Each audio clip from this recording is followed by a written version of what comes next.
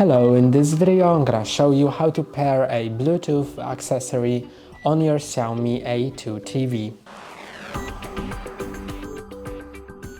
First, click on the Set button on your remote, then go to Remotes and Accessibility and Accessories. Then click on Add Accessory, but before that make sure that your accessory is in pairing mode. I'm using AirPods, so in order to connect them I need to first open them, then press and hold on the back button until I hear a sound and the white light comes on.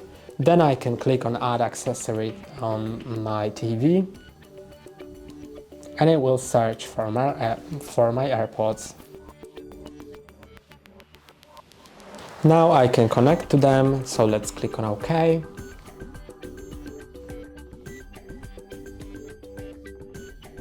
Now click on Pair. And now they are connected and you can use them. That's all for today. Don't forget to like and subscribe. See you next time.